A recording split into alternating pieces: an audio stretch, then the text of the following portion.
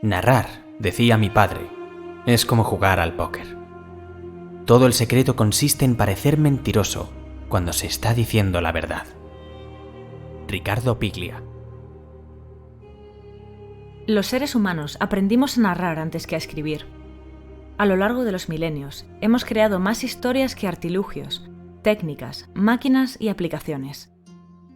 Las historias están tan interiorizadas en nuestra naturaleza y forma de vida que somos prácticamente narradores innatos.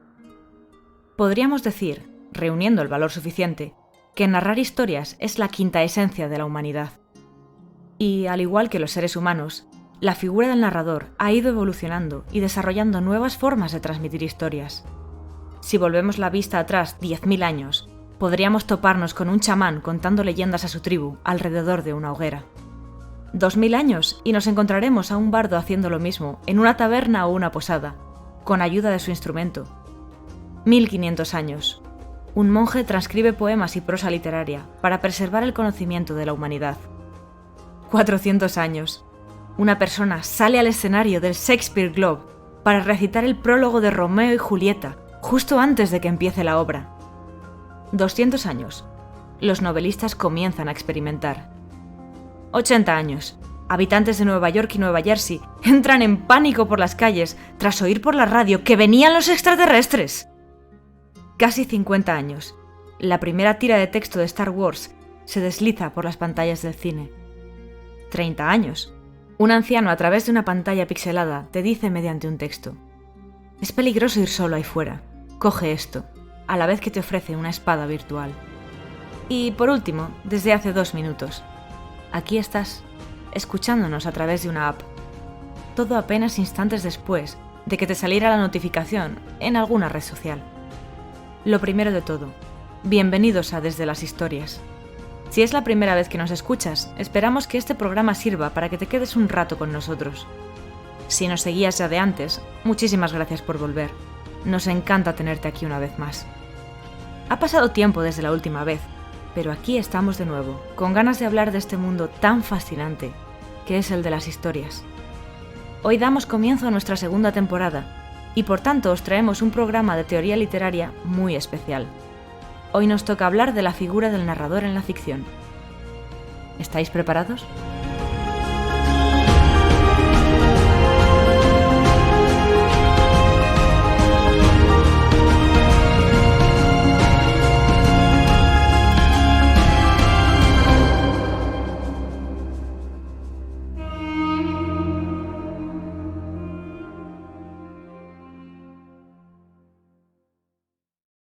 No vamos a empezar definiendo el concepto de narrador.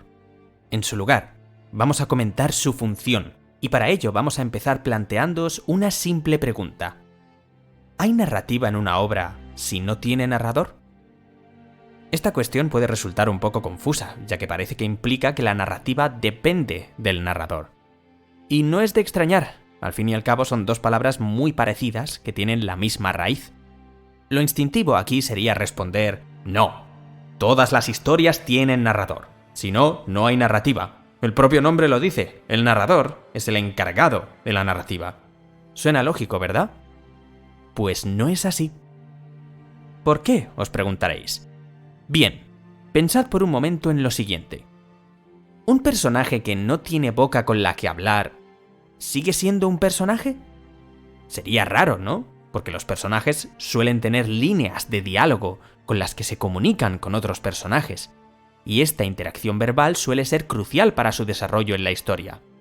Entonces, ¿es el tatuaje cambiante de Maui en Vaiana un personaje? ¿Es Morfo, el gelatinoso ser del planeta del tesoro, un personaje? ¿Es Cosa, la mano de la familia Addams, un personaje? ¡Claro que sí! Que no tengan diálogos verbales no les quita su capacidad para comunicarse. No necesitan palabras para expresar ideas o emociones. De hecho, no necesitan un aparato fonador, ni un método para escribir. Siguen siendo personajes porque tienen otros modos de transmitir. ¿Por qué no iba a haber narrativa en una historia solo porque no tiene un narrador? Si fuera así, el teatro no tendría narrativa, ya que las únicas voces que hay son las de los personajes que intervienen. Muchas películas no tendrían narrativa por exactamente esa misma razón. La fotografía no tendría narrativa, y la música instrumental tampoco. El kit de la cuestión es el siguiente. Como dijimos en la temporada pasada, la historia es el qué, la narrativa es el cómo. Por tanto, el narrador es un recurso, es un elemento más, es una herramienta que sirve para desarrollar una historia, igual que lo son los diálogos en las novelas, la composición en los cuadros o los planos en una secuencia audiovisual. Un narrador no siempre es necesario, pero a veces puede ser un buen guía para el consumidor, o un buen director de orquesta que coloque todas las piezas de un rompecabezas, que entrelace todos los hilos en un mismo tapiz, o incluso puede servir para engañarte y llevarte a donde quiera el autor. Es más que probable que el medio donde más nos encontremos la figura del narrador sea en las novelas. Y es aquí donde podemos clasificarla mejor en función de dos parámetros. El primero, la implicación del narrador en la historia. Y el segundo, la perspectiva que adopta para contarla. Para empezar, en cuanto a la implicación del narrador en la historia, podemos distinguir dos tipos de narrador: narrador homodiegético y narrador heterodiegético, también conocidos como narrador interno y narrador externo. El primero de todos, el interno, es aquel que forma parte de la historia, al estar en el mismo universo que ésta. Dicho de otro modo, es un narrador interno porque se encuentra dentro de la historia. Esto tiene lugar cuando el narrador es uno de los personajes o el protagonista de la misma. Muchas historias están narradas por el protagonista al ser quien ha vivido los hechos que describe, lo cual las hace en cierto modo historias autobiográficas, aunque pertenezcan a la ficción. Por poner un ejemplo, tenemos el clásico de la literatura El guardián entre el centeno, de J.D. Salinger. La historia del joven Holden Caulfield es narrada por el propio Holden Caulfield. Se trata de una crónica de 3 días y 2 noches que pasa en Nueva York, tras ser expulsado de su escuela preparatoria. Caulfield nos cuenta con todo lujo de detalles lo que vive, lo que tiene lugar a su alrededor, y lo que pasa por su cabeza antes, durante y después de cada una de sus vivencias. Es como si estuviese sentado contigo, contándote una anécdota. Este es el ejemplo del narrador ficticio más interno que existe. Al fin y al cabo, no se puede participar más en una historia que siendo el causante o protagonista de la misma. Era un taxi viejísimo que olía como si alguien acabase de vomitar dentro. Siempre me toca uno de esos cuando voy a algún lado de noche. Pero más deprimente todavía era que las calles estuvieran tan tristes y solitarias a pesar de ser sábado. Apenas se veía a nadie. De vez en cuando cruzaban un hombre y una mujer abrazados por la cintura, o una pandilla de tipos riéndose como hienas de algo que ha puesto la cabeza a que no tenía la menor gracia. Nueva York es terrible cuando alguien se ríe de noche. La carcajada se oye a millas y millas de distancia y hace que uno se sienta aún más triste y deprimido.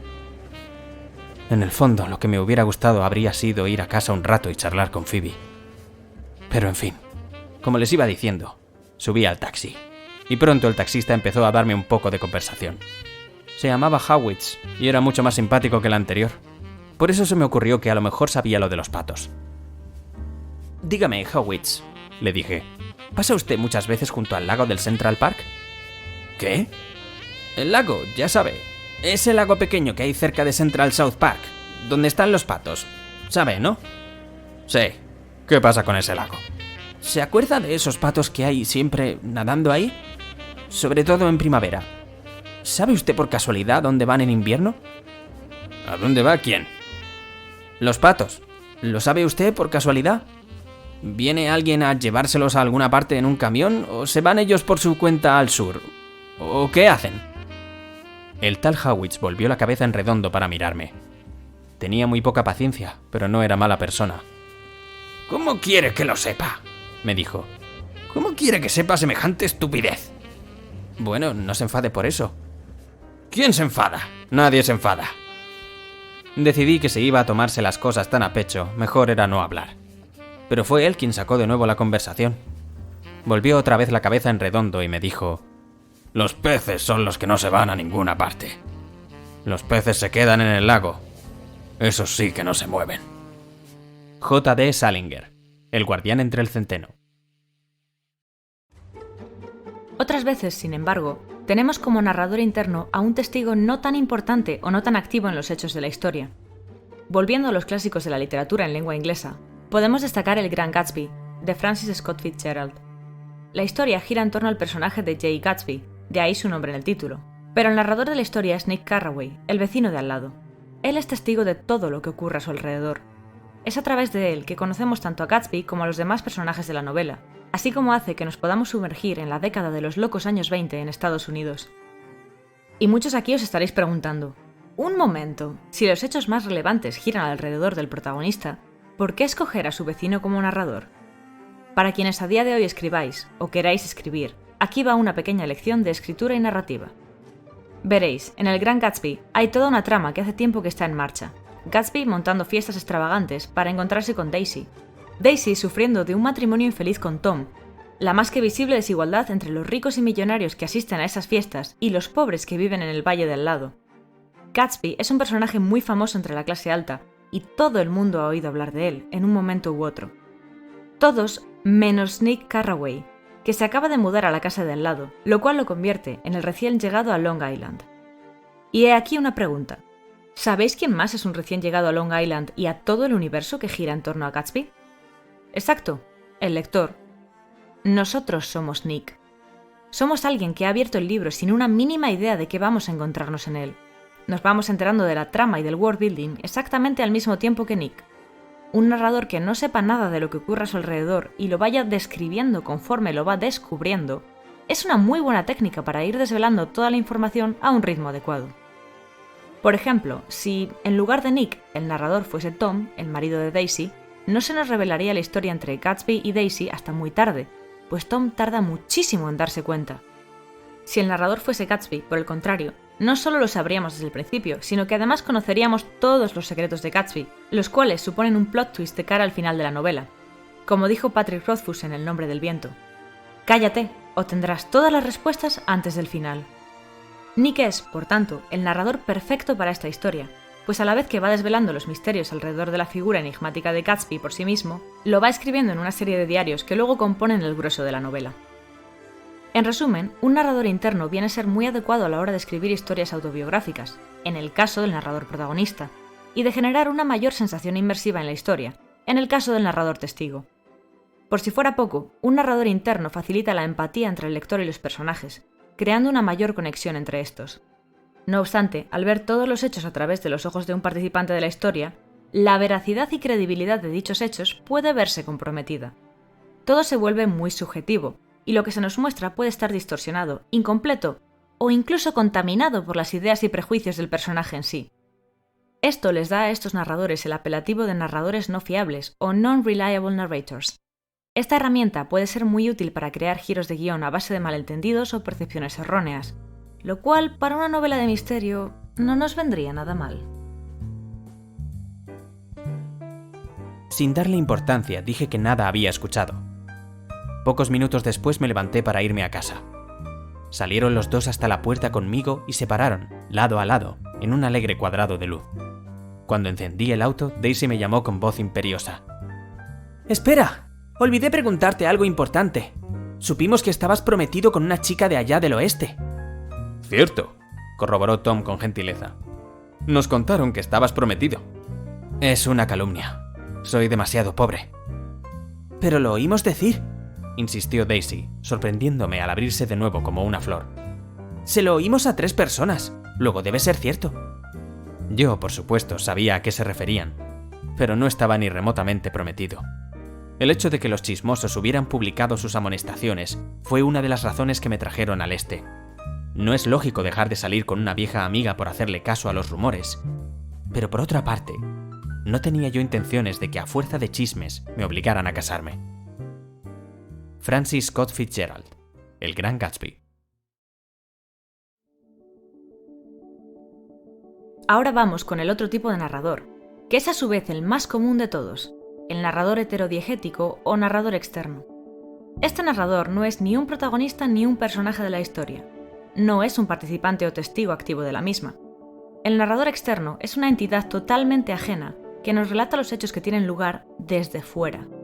Su implicación en la historia es completamente nula y su función radica simple y llanamente en describir.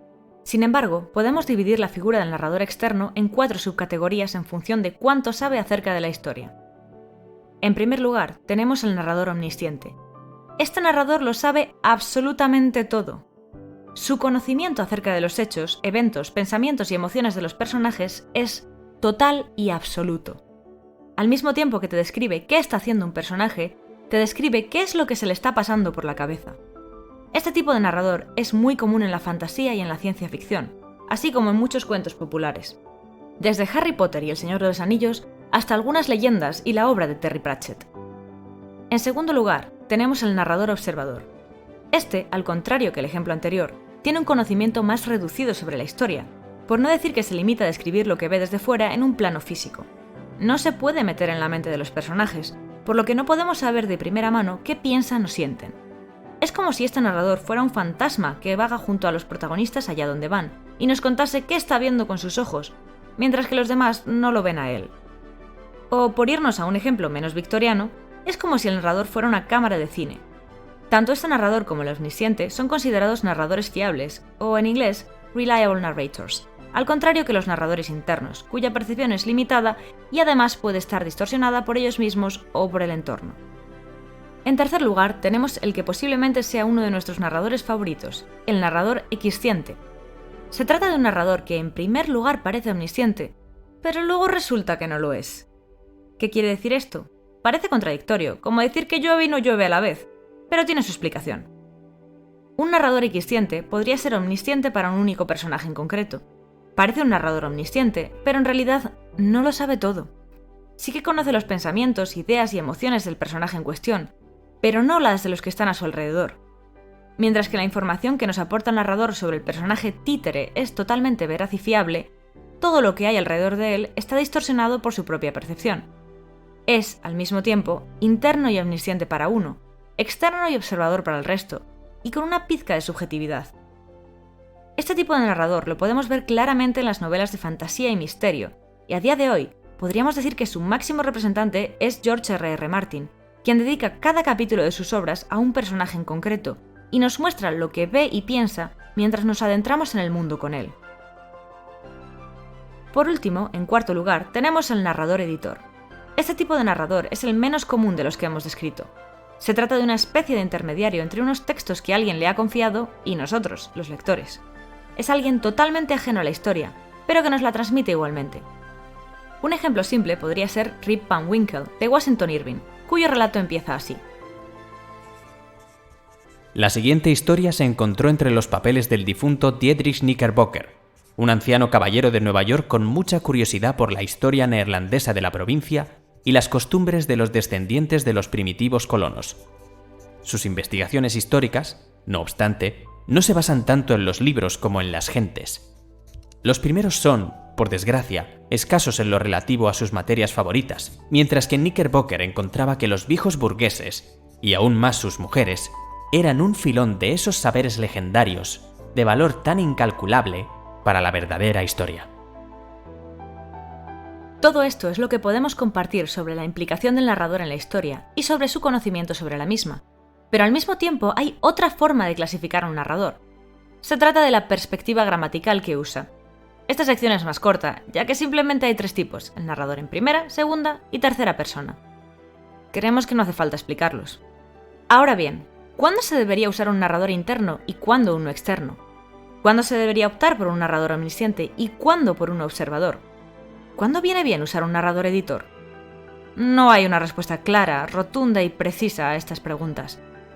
Lo máximo a lo que nos podríamos atrever a defender aquí es que depende de lo que quieras escribir, y mucho más importante aún, depende de lo que quieras contar. Volviendo al caso del guardián entre el centeno, tenemos un narrador en primera persona, homodiegético y protagonista, mientras que en el caso del Gran Gatsby tenemos un narrador en primera persona, homodiegético y testigo. En el primer caso, todo gira alrededor de Holden Caulfield, pero no hay exactamente un misterio que desvelar detrás de su persona. Apenas es un adolescente que ha tenido pocas vivencias a lo largo de su vida, al contrario que en el caso de El Gran Gatsby. Saber qué le ocurre a Holden durante esos 3 días en Nueva York y qué pensamientos y emociones recorren su ser es el elemento central de la trama, el núcleo de la historia. Es por ello que no hay persona más adecuada para contárnoslo que el propio Holden. Sí, un narrador en tercera persona heterodiegético y omnisciente podría haber cumplido esta misma función, sin problema alguno. Pero entonces no habría tenido el mismo impacto. Quienes conozcáis El guardián entre el centeno, sabréis que se trata de una historia que o bien la amas o bien la odias. Hay incluso casos en los que una relectura ha cambiado la perspectiva y la opinión con la que la veíamos. Muchos adolescentes han desarrollado simpatía por la visión de Holden Caulfield del mundo, mientras que de adultos, al volver a leerla, ven a través de los hilos de toda la inexperiencia y falta de sabiduría que caracteriza al protagonista y sus desventuras. Como dijimos antes, un narrador en primera persona ayuda a crear un mayor nivel de empatía con los personajes de la novela. Sin esa empatía, esta novela perdería esa ambigüedad que ha creado entre los lectores, por lo que, para bien o para mal, tiene el narrador que se merece. En el caso del Gran Gatsby, por otro lado, el porqué de la elección de este tipo de narrador reside en lo que llamamos ir dejando un rastro de migas de pan. Es decir, que la información sea expuesta en dosis adecuadas a un ritmo equilibrado. Muy poca información resulta en que la obra se vuelva lenta, densa, confusa y aburrida, mientras que demasiada abruma y satura al lector, por no decir que arruina las sorpresas que trae la trama consigo. Pero hay muchos más ejemplos del uso del narrador en la ficción que traen detrás de sí un porqué muy particular. Veamos unos cuantos ejemplos. Las obras de Shakespeare, en especial las tragedias, son conocidas por su larga duración. Es por ello que, al principio de algunas de estas, una persona sale a narrar una especie de prólogo para el público, con tal de ponerlos en situación. Si habéis visto la película Shakespeare in Love, recordaréis este mismo fragmento tirando hacia el final de la peli, cuando la obra de Romeo y Julieta va a estrenarse en el Globe y un hombre hace su aparición en escena para resumir brevemente la enemistad entre los Capuleto y los Montesco, así como la clave de amor trágico de la que es característica la obra que van a representar en ese momento. Es un narrador breve, pero cumple una función determinada de cara al público del teatro. Un ejemplo curioso del que hablamos en un programa anterior es La ladrona de libros, de Markus Zusak. En esta novela, el narrador es ni más ni menos que la muerte. Aparte de presentarse a sí misma como el ser con guadaña que ha de estar presente cuando un alma abandona un cuerpo, nos acompaña en la historia de la protagonista, la pequeña Liesl Meminger. Nos describe lo que ocurre en la escena, como si siempre estuviese ahí de pie, observándolo todo, pero también nos habla de los pensamientos de los personajes. Y por si fuera poco, de vez en cuando abandona la historia para dirigirse a nosotros y hablar sobre sus propias percepciones de lo que está describiendo, rompiendo la cuarta pared con los lectores. Podríamos decir que se trata, al mismo tiempo, de un narrador en primera persona, homodiegético y testigo, y de un narrador en tercera persona, heterodiegético y omnisciente. Va saltando de una forma de narrar a otra, como quien nos lee un cuento y de vez en cuando hace una pausa para hablarnos de lo que hay detrás de aquella historia, de cómo esa persona se vio involucrada en los hechos, de cómo era la sociedad en aquel entonces, lo que tuvo que vivir, sus opiniones, para hacernos reflexionar. Todo en un tono cordial y solemne, pero amigable, como si la muerte fuese un ser con un porte elegante, pero que, sin embargo, no tuviera reparos en mezclarse con nosotros. Al fin y al cabo, todos seremos sus amigos tarde o temprano. Errores, errores. A veces parece que no hago más que cometer errores. Durante ese par de días me dediqué a mis cosas. Viajé por todo el mundo como siempre, acompañando las almas hasta la cinta transportadora de la eternidad. Las observaba avanzar poco a poco, sin oponer resistencia. Varias veces me dije que debía mantenerme a distancia del entierro del hermano de Liesl Meminger, pero no seguí mi propio consejo. Mientras me acercaba, a kilómetros de distancia ya podía ver al pequeño grupo de humanos tiritando en el páramo nevado. El cementerio me dio la bienvenida como a un amigo, y poco después me reuní con ellos. Los saludé con una inclinación de cabeza. A la izquierda de Liesl, los sepultureros se frotaban las manos y se quejaban de la nieve y las condiciones en que tenían que trabajar. Es duro cavar en el hielo, y expresiones por el estilo. Uno de ellos no tendría más de 14 años. Un aprendiz. Cuando se iba, al cabo de unos cuantos pasos, se le cayó un libro negro del bolsillo del abrigo sin que se diera cuenta. Marcus Zusak, La ladrona de libros. Este uso del narrador es brillante, y más en una novela ambientada en la Segunda Guerra Mundial, una época en la que la muerte estaba más saturada de trabajo de lo normal. Es por ello que, cuando se estrenó la película y vimos que no había ni rastro de la muerte, ni de un narrador, nos dimos cuenta de que íbamos a ver una película más, otro drama sobre los horrores de la guerra. Ojo, esto no quiere decir que sea una mala elección tomar la decisión de omitir a la muerte. Al fin y al cabo, un narrador en una película es algo inaudito, por no decir redundante. Un narrador en la literatura tiene como trabajo describirnos cosas para que podamos imaginarlas, mientras que una película ya de por sí nos muestra con imágenes y sonido todo un panorama. Más allá de eso, a no ser que el narrador tenga un papel especial a nivel narrativo, añadir uno en una película lo convertiría en parte del mundo de las audiodescripciones.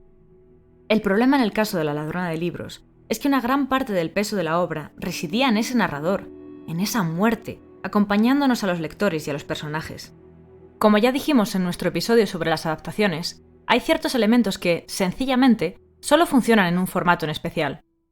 Los libros tienen muchísima más libertad a la hora de jugar con el lenguaje verbal, y hay cosas que en la pantalla sencillamente no tienen cabida, como el terror cósmico o un narrador de manual. Aún así, hay algunos casos en los que un narrador puede tener un papel especial. Tenemos lo que en el cine se llama romper la cuarta pared, y vemos cómo el narrador, que suele ser uno de los protagonistas, se dirige al espectador para contarnos cosas sobre la historia en sí. En películas como La gran apuesta, Alta fidelidad, El gato o Deadpool podemos ver ejemplos de este uso. Al mismo tiempo, si bien no es del todo natural incluir un narrador en la totalidad del largometraje, sí que lo es dejar un breve espacio para la narración, bien al principio, bien al final o en ambos casos. Si lo recordáis, Shrek comienza y acaba con el narrador de un cuento de hadas. Charlie y la fábrica de chocolate tiene un narrador que interviene de manera esporádica para hacer incisos y resúmenes de ciertas franjas temporales. Y al final se revela que es un narrador interno testigo, pues es uno de los Oompa Loompa que trabaja en la fábrica. Big Fish es una película muy especial para hablar de este tema, pues en ella el tema de la narración es un leitmotiv en sí mismo. Paralelamente, tenemos la historia del padre, narrada por él mismo a ratos, y la historia del hijo, que carece de narrador. En las transiciones de una historia a otra, el padre narrando en voz alta es lo que indica la entrada y salida de la suya. Primero, en nuestro plano, comienza la narración, y se superponen las imágenes con su voz en off, pero conforme nos vamos sumergiendo en la historia, su voz desaparece y volvemos al plano del cine, donde la cámara, la música, el montaje y los personajes son lo que nos transmite el mensaje.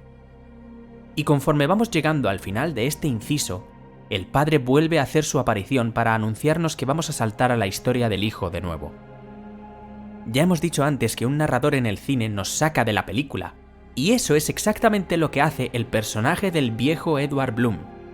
Nos hace la introducción y la conclusión de cada uno de sus fragmentos. Entramos en la trama de Edward y salimos a la de William, su hijo, reflejando esa dualidad de mundos que hay en obras como La historia interminable. Big Fish da muy buenas lecciones sobre cómo ser un buen narrador, y aporta horas de debate sobre los narradores fiables y no fiables. Y ejemplos similares a este último tenemos a montones. Si echáis un vistazo a vuestra infancia, recordaréis que cada episodio de Pokémon empezaba con el narrador y acababa con su famoso «continuará». Lo mismo se aplica a las supernenas y a su «La ciudad de Townsville». Y no solo en los dibujos animados. ¿Quién no se acuerda del narrador de Cuéntame cómo pasó? O un ejemplo más reciente, el personaje de Tokio en La casa de papel. Puede que los narradores no abarquen la totalidad de la obra en lo que se refiere a películas y series, pero sí que tienen un grado de presencia en la historia, aunque sea mínimo, y acaban convirtiéndose en un elemento más de la misma. Y entonces llegaron los videojuegos.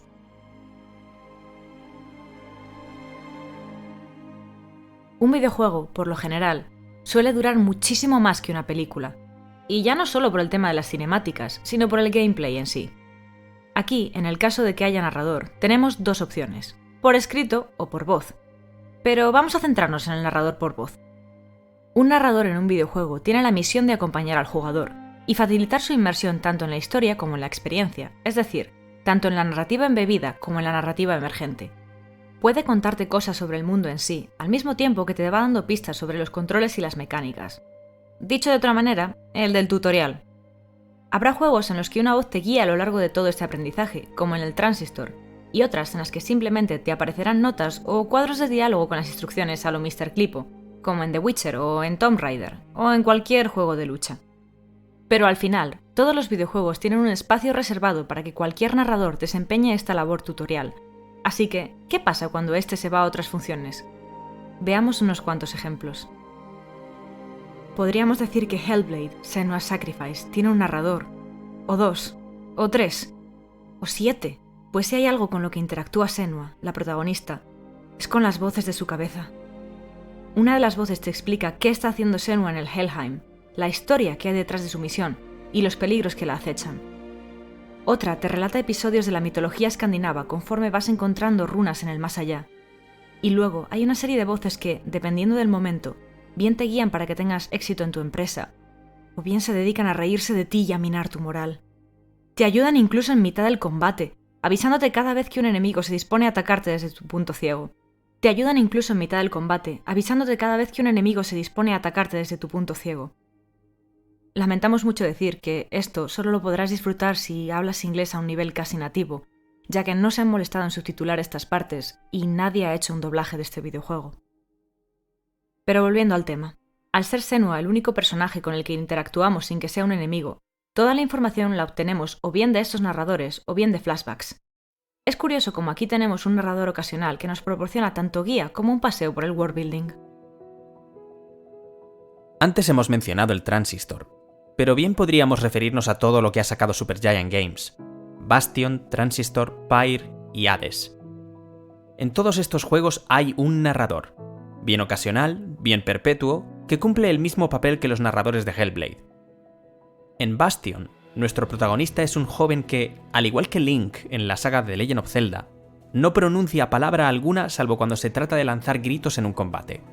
Sin embargo, desde el mismísimo principio de la historia, a lo largo de todo el camino que recorremos, la voz de un anciano nos acompaña, describiendo todo lo que ocurre alrededor del protagonista, y contándonos poco a poco, como soltando un rastro de miguitas de pan, lo que ha acontecido en el mundo que conocemos.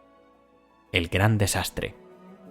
Más tarde se revela que este anciano es Rax, uno de los 4 únicos supervivientes del mundo fragmentado, y al mismo tiempo que nos relata las historias, nos ayuda en nuestra aventura describiendo los enemigos, los objetos, las áreas geográficas y todo lo que acaba formando parte de la experiencia del juego. Lo mismo ocurre en Transistor, cuyo narrador es la espada de Red, la cantante a la que han intentado asesinar y que ha perdido la voz. En Pyre, los combates entre los triunviratos se ven condicionados por la voz del comentarista, quien a su vez es el líder del mundo superior, Andróbeles IX. El narrador de Hades, totalmente externo pero presente en la historia, obtiene una respuesta de zagreo a cada uno de sus comentarios a lo largo del juego, haciendo que el narrador sea omnisciente, pero al mismo tiempo alternando entre externo e interno. Y por último, antes de concluir con el programa, queríamos hablar de un caso muy especial de metanarrativa. Se trata del videojuego de Stanley Parable. En este juego encarnas a Stanley, un simple oficinista que un día decide salir de su despacho y recorrer la oficina. Paralelamente, un narrador no solo describe lo que está haciendo Stanley en ese momento, sino que de repente describe lo que quiere que haga Stanley, dándole la opción al jugador de hacerle caso o no. Por ejemplo, Stanley se encontró ante 2 puertas y eligió entrar por la de la derecha. Si escoges la puerta de la derecha, seguirá con la narración, mientras que si eliges ir por la otra, se enfadará y empezará a soltar comentarios ácidos y sarcásticos respecto a tu toma de decisiones. Cuanto más nos alejemos de la narrativa que el narrador desea, más aumentará esta exasperación del narrador, y cada ruta que hagamos en el juego tendrá un final diferente. Este juego es un ejercicio de reflexión sobre el tema de la libertad del jugador, igual que comentamos en nuestro episodio sobre los videojuegos. Pero además, siendo un buen ejemplo para nuestro programa, anima a reflexionar sobre la libertad del uso del narrador. Está claro que, a día de hoy, sigue siendo la novela lo que más libertad de experimentación ofrece con respecto a la narración, pero quién sabe. Puede que sea temporal, viendo lo que avanza la tecnología con respecto a la transmisión de historias. Quizá algún día alguien encuentre este podcast, lo escuche y diga, ¿lo veis? Incluso en la década de 2020 vieron venir lo que sería nuestra era. Era solo una cuestión de tiempo, como quienes soñaban con llegar a la luna o erradicar enfermedades. Pero hasta entonces tendremos que disfrutar de lo que nos depara el presente. Y hasta aquí llega nuestro programa de hoy. No sabéis lo que nos alegra estar de vuelta, y esperamos que este inicio de temporada haya estado a la altura. Pero sobre todo, por encima incluso de que hayáis aprendido cosas nuevas con este episodio, esperamos que os haya gustado mucho. A partir de ahora sacaremos un programa cada 2 semanas, y en el próximo retomamos los episodios de análisis. Esta temporada la inauguramos con la primera temporada de La Rueda del Tiempo, serie disponible en Prime Video y basada en los libros de Robert Jordan. Mientras tanto, podéis escucharnos en Spotify, YouTube, iVoox y unas cuantas plataformas más que encontraréis en la descripción. Y esto es como vuestra postura para leer o ver películas y series, lo que sea más cómodo para vosotros. Seguid leyendo y disfrutando del arte. Seguid compartiéndolo con la gente que os importa. Y compartid nuestro podcast, ya que estáis. Sí, la verdad es que eso estaría guay. Gracias por volver a escucharnos. Esperamos volver a veros por aquí de nuevo muy pronto. Hasta entonces, seguid esparciendo la semilla de la cultura desde las historias.